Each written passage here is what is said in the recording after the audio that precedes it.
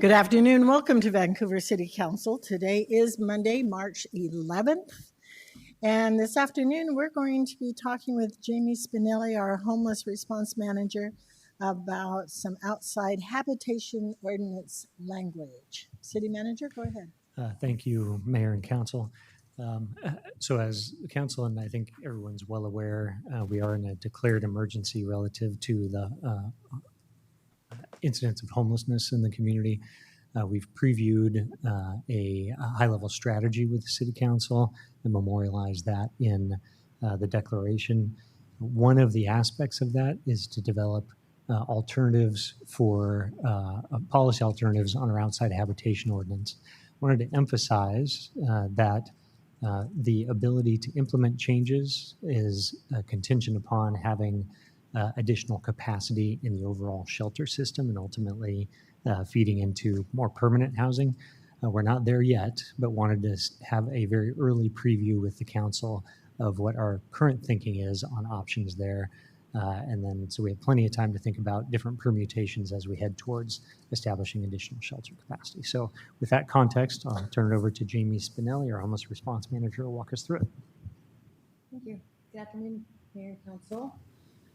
So as City Manager just mentioned, in November, I laid out about a handful of possible strategies for addressing the impacts that we're seeing related to unsheltered homelessness and camping. I had mentioned that possible ordinance changes might be effective. So I evaluated some options. Is it not on? How about now? Is it on? How about now? Oh, there it is. Now it's too close. Okay.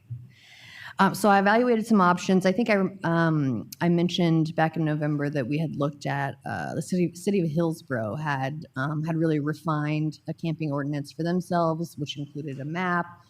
So we looked at Hillsborough's ordinance, and I utilized some of those as kind of inspiration for what you're going to see today. And then we can talk about that. So kind of an overview of this, I'm going to provide an overview of how things stand today. So what is our current ordinance? What does it look like and some of the impacts that we're seeing? I'll show you the kind of framework of that I use to evaluate potential ordinance change options. And then maybe talk about shifting the way that we look at this ordinance in particular as resources come online. Oh, somebody added another slide. All that I just said was for this slide. Okay, so current camping ordinance. These are just kind of the basics of kind of the structure of our existing camping ordinance. It lists time, place, and manner, when camping can occur, where it can occur, and the way that people can do it, essentially.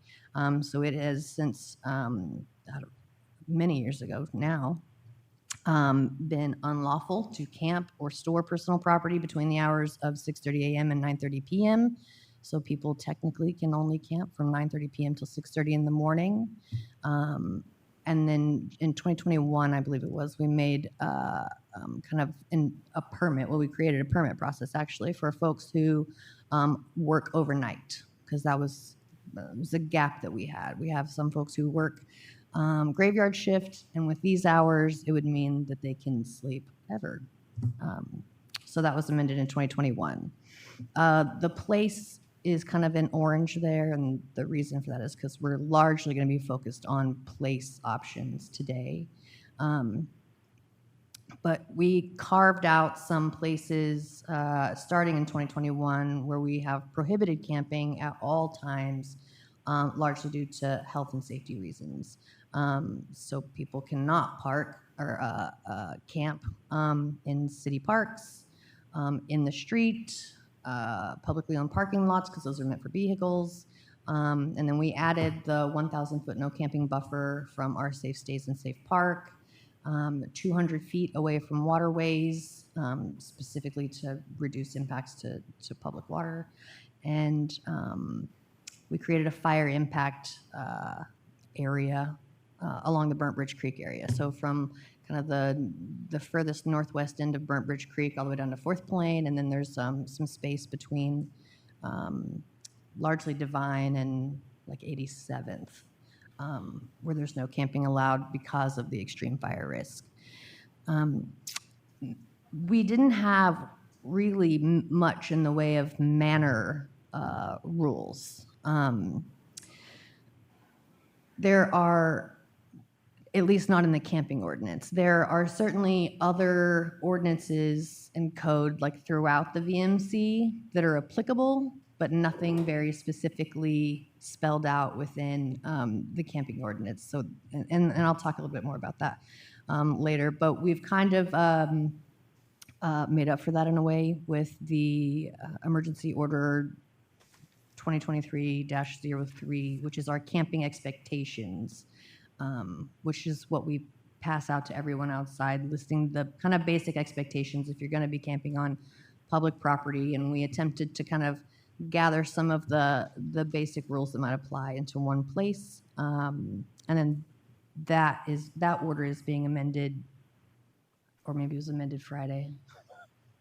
Maybe it's being ratified tonight. I can't remember exactly. But it became much more clear. We spelled things out in a much more clear way, and made sure to add some of the things to that document that are directly related to things that we are seeing in camps right now in some places, like cutting down trees, things like that. So this is really just more of a visual of the place rules that we have in place. Everything in orange is where camping is prohibited right now. So that's the safe stay buffers along the waterways. The little tiny orange dots that you see kind of all over the place, those are like, what do you call them? Public water facilities, which there's a whole bunch. It's all over the place. So like bioswales, things like that, all over the city. Yeah. Although a lot of those are fenced, so there's not a lot of camping happening there anyway. Okay. So on the left here are really the bulk of the impacts that contributed to the declaration of the emergency declaration. Things like violence, increases in fires, substance use, overdose, deaths due to overdose, kind of a lack of engagement, some increased criminal activity, and then just the enormous amount of like solid waste and biohazard buildup that we're seeing in camps. And then those impacts fall into those three categories up at the top right, largely, which makes sense because that's why we called the emergency. It's largely due to health and safety, which then puts a significant demand on emergency services and other public resources in a way that's become unmanageable.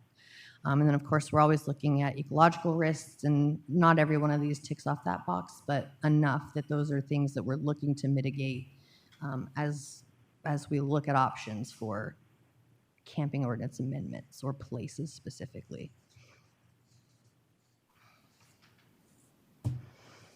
So as I looked at potential amendment options related to places that people camp, this is kind of the framework that I'm utilizing to assess each option. Does it align with council priorities? Does it address some of the underlying causes for the emergency declaration? And of course, is it legal or constitutional? Because that's important. And then when you kind of put all that together, this is what it looks like. So the lenses are public health and safety, equity, because that's really a lot of the council priorities, and environmental and ecological risk. So these are the options that I evaluated. In addition to the safe stays and safe park, the buffer that they have, I think it's important to note that we want all of the shelters that exist in this community to be successful. So I looked at what it would look like to buffer around all of the existing shelters. So share house, there's family shelters, open house, all of the year round specifically, because the winter shelters can change. I looked at 500 feet away from on and off ramps. We've got a significant amount of camping that takes place on the on and off ramps, which, is clearly a health and safety issue. It doesn't really tick off the equitable access of use box so much, just because nobody's really supposed to be hanging out on and off ramps, so it doesn't really apply there. But certainly, there's a great ecological risk anywhere, and you'll see actually, which was what I saw when I was going through this. Every one of these ticks off health and safety, and every one of them ticks off ecological risk, because it is not healthy or safe for anyone at any time to be living outdoors. And there's not a situation in which it's going to be good for the environment to have people who do not want to be living outdoors, right? So then it really just kind of came to equitable use, and floodplains and ecological habitats.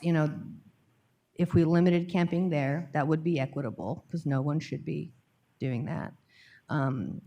Within all residential zones does not really tick off the equitable access box, because you'd be limiting who can be in residential spaces, and those not on private property, of course, but just on publicly owned property within residential spaces. So that doesn't really tick that box off.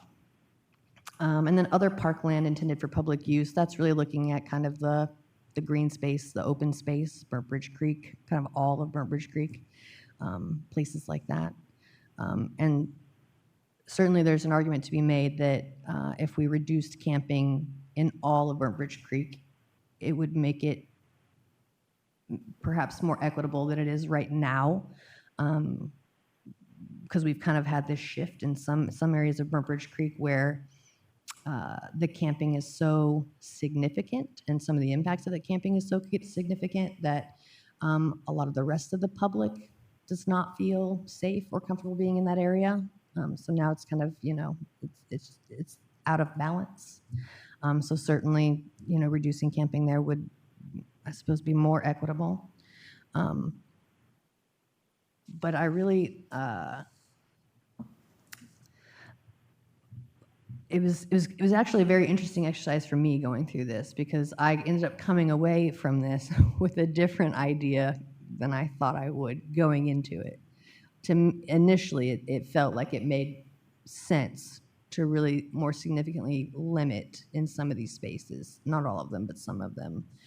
But then when it comes down to it, as I said previously, it is all a health and safety risk, no matter where it happens, and it's all an environmental risk, no matter where in the city it occurs. But this is what it looks like if you were to adopt all of those places as like no camping places. And this is really kind of the image that solidified it for me, was that one, that removes an enormous amount of the city for camping at all, as we kind of, stand up more shelter capacity.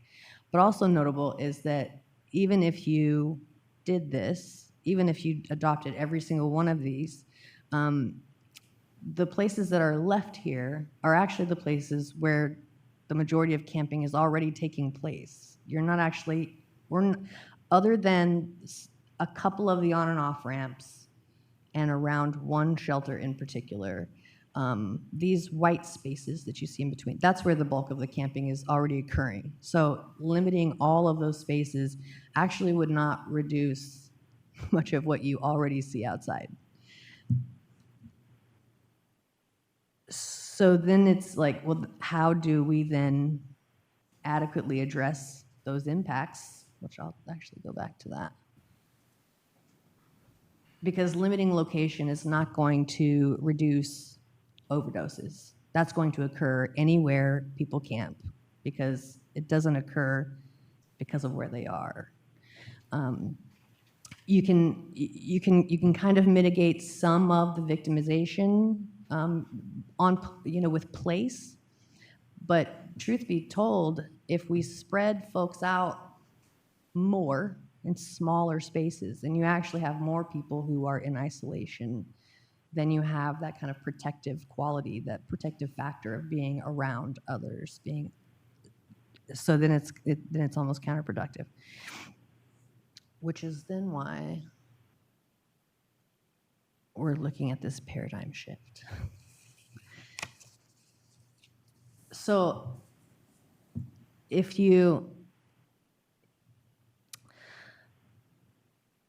there are trade-offs. There are certainly trade-offs. You could possibly get less predatory behavior if people are spread out, over kind of dispersed around the city more than they are currently. But if we kept it limited to just a few smaller sites, which really, and when I mean smaller, I don't mean the size of the camp, I just mean the amount of space that's available for camping. While we certainly have negative impacts, it is also easier for staff and outreach to find people and to access them to provide the services if we're doing it in one location than if we're having to do it at 100 all over town. Because when we were looking at how much solid waste we were cleaning up, which was one of the things that was a contributor to the emergency, it's a large amount of solid waste. However, that's going to occur. That's going to occur no matter where people are camping. So we can schedule, a cleanup or two per week in these, handful of larger camps, or we would be doing cleanups like every day at camps all over the city, and that's also not manageable. And it ultimately, it's not moving people out of homelessness either.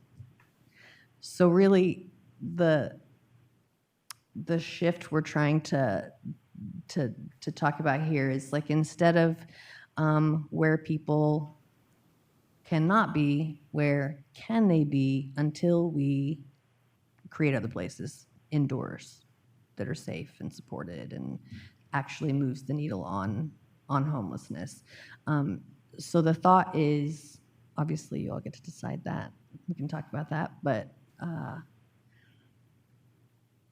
we have the emergency declaration with the order that allows for us to close properties to camping due to health and safety reasons. We've got, and that is kind of a rolling amount of acreage. We can close a property until that one's okay now, and then we can open that one back up. We can close another. So that's something that can be done as long as we have the emergency declaration. We should have a bridge shelter opening, at the end of this year, early next year, which will be 150-ish beds. That'll make a huge impact. It won't get everybody inside, but as these resources come online and we move folks in, we could utilize the emergency order to just kind of titrate the closure of property so that we're kind of gradually reducing the amount that's available, as we are also gradually removing folks and from outdoors and having spaces inside. I hope that makes sense. But I think that it takes us from a place of being more punitive to really viewing this through the lens of kind of city values, council values, city values. I recognize it's not something that the entirety of the communities would enjoy. I certainly have a great deal of conversation with folks who are very unhappy to see camps, to see homelessness, to see a mess, which I understand completely. But I think that if we just kind of continue to be reactive, we're not really moving the needle. So I think this is what I got.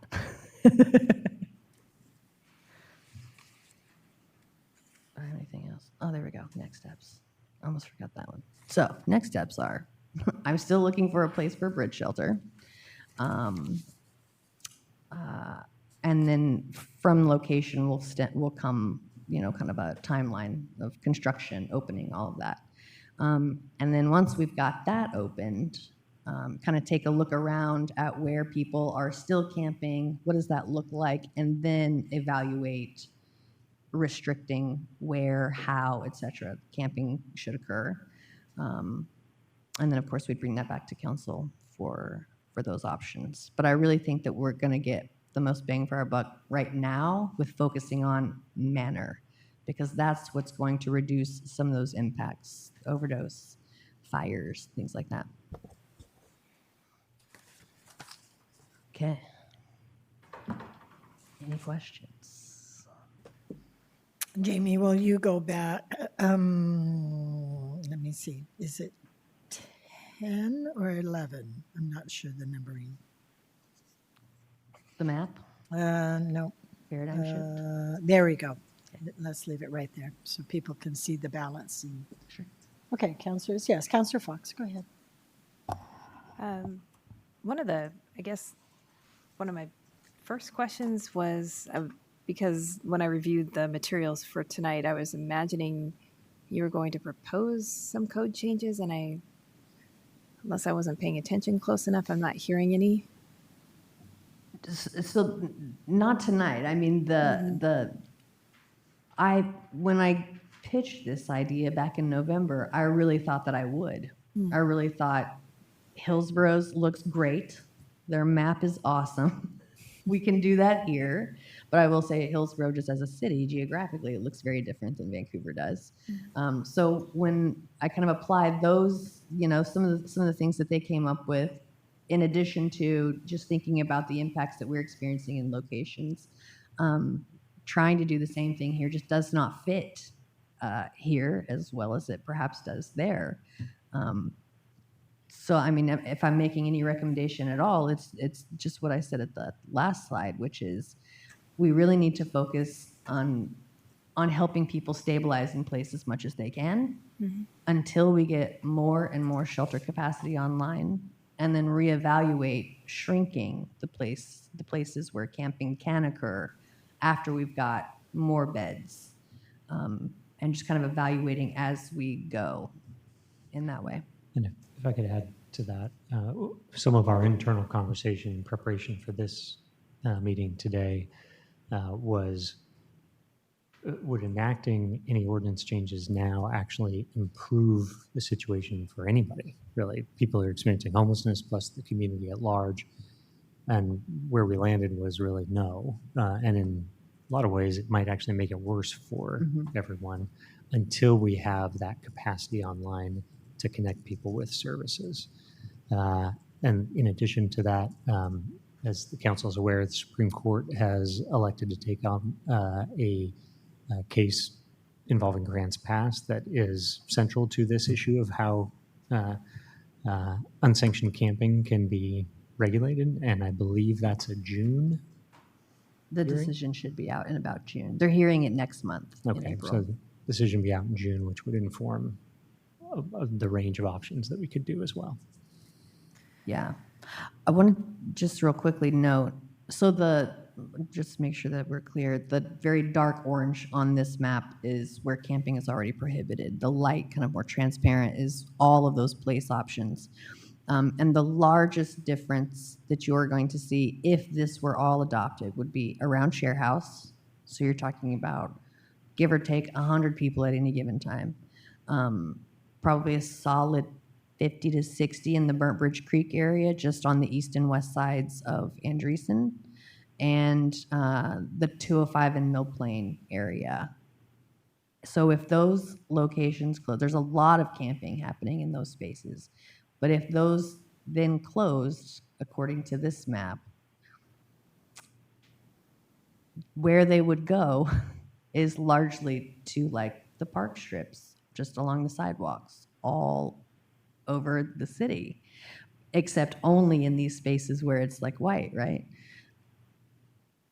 And if you think about what that will then look like, how will it be experienced by the people camping, by the people living outside, but how will it be experienced, and what kinds of impacts and conflict would occur with the rest of the community and the unhoused community. Because that's just a very, I don't know if any of you remember the camp that was super small in comparison to most others, that was on Andreessen, just right outside the Starbucks over by Winco. You know, that was there for 6 months maybe, and it was like 10 people. And the amount of conflict that occurred there, just with that small of a camp in such a small period of time, I mean, that would be like exponential. It would be all over the city.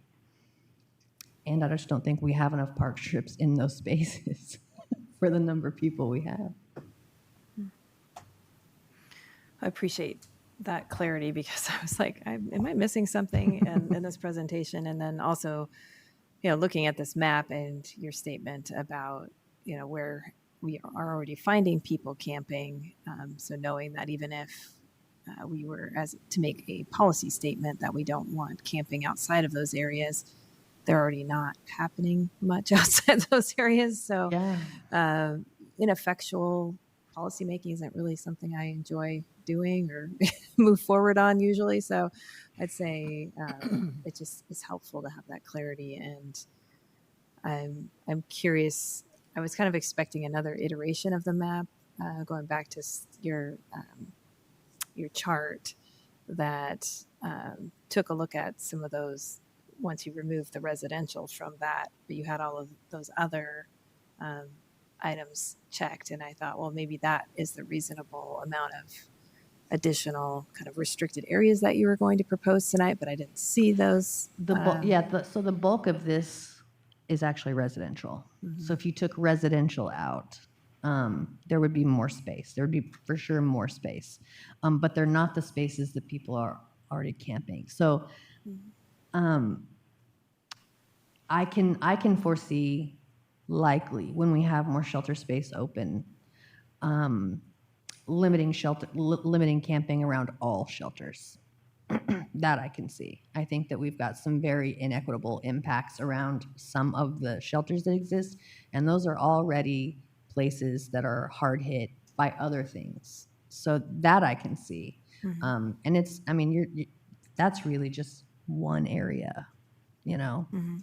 But if we've moved those folks inside, it's a little easier to justify closing that space. Okay. Thank you, Jamie. Councilor Perez. Thank you, Jamie. I have several questions.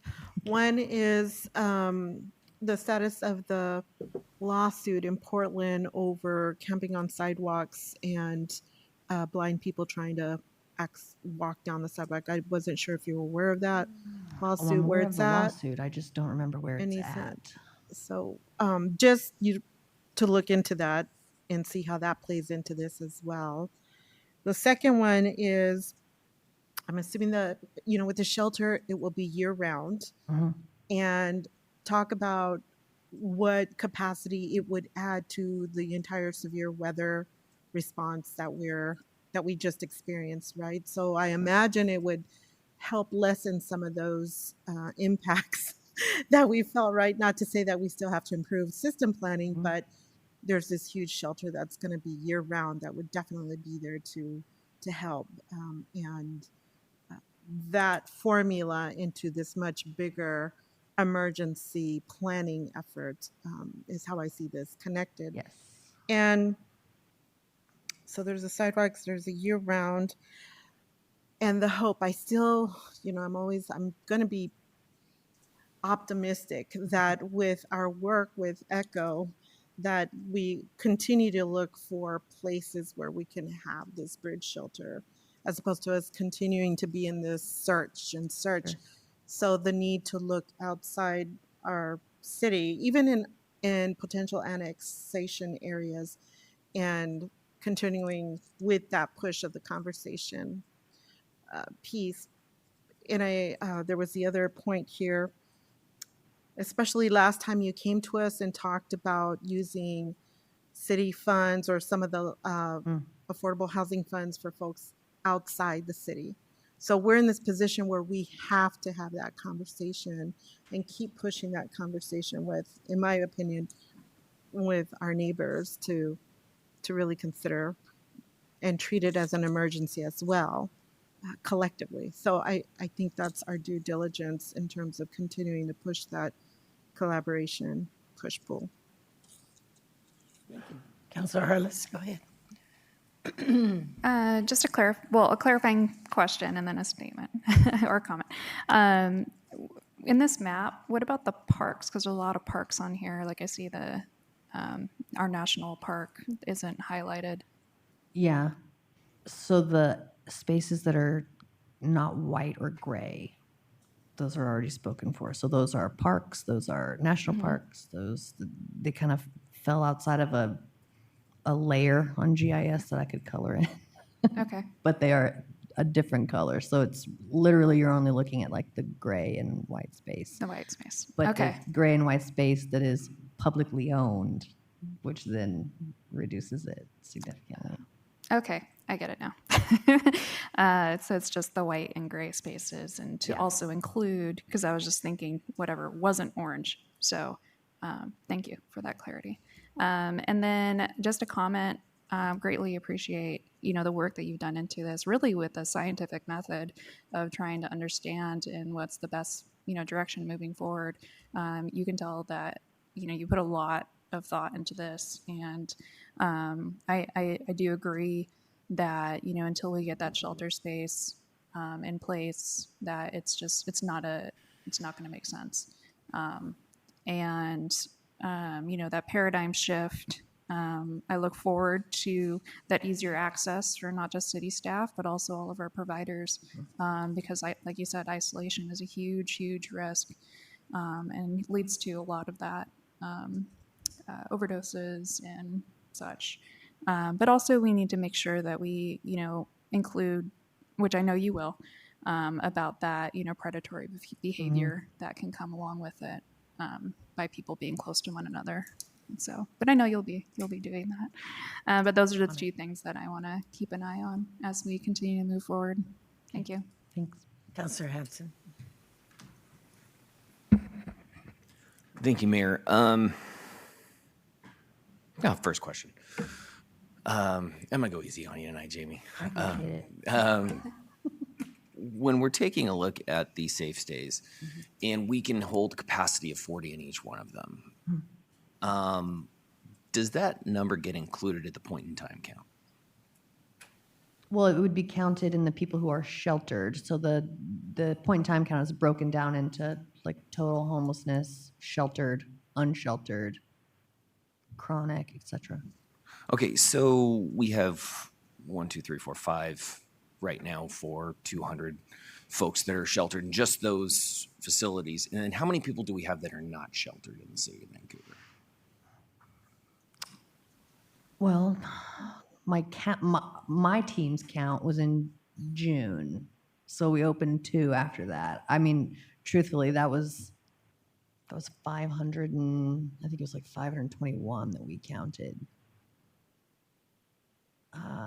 But I don't think that we continually see new people. That's kind of the challenge, right? Is the prevention does not line up with, what we're trying to do to keep people out of homelessness. So I would still estimate around 500 people. So around 500 people plus what we have sheltered with the 5. Correct. 500 unsheltered. That does include Safe Park, though, because people in Safe Park are unsheltered. To your point in the last time we spoke, the transition of folks going in and out of the safe stays is pretty quick. Like how many months? I think it was 130 or 140 days is the average length of stay. And that's awesome. That's awesome. Great. I think with what we're seeing here in the Burbridge Creek area, what we're seeing off of Andreessen, what we're seeing in several of these points, where it's just simply not enforced, and the camping grows to such a level that the ecological damage is through the roof.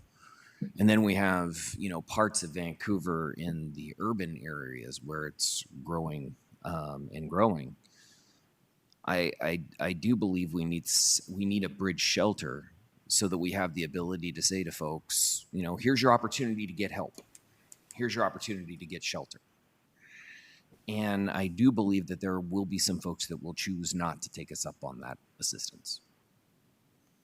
And I think, but to not be able to have that tool from the beginning is a detriment to the city. I think when we take a look at what's going on in the city right now, there's a lot of people just sort of talking, a lot of talk. Now, I do appreciate you because you're a woman of action. So it's the talking that is getting me a little bit perturbed, because the more we spin our wheels on this and not actually do something, we're going to continue to talk and talk with people that don't do anything. Other government agencies that don't seem to want to take up a position on homelessness and assist those that are actually doing something. I think the action that we've had right now has been because we have acted unilaterally and actually done something about it. So I'm not going to put too much faith in talk. Thank you. So, Counselor, you're encouraging Jamie to get that bridge shelter ASAP.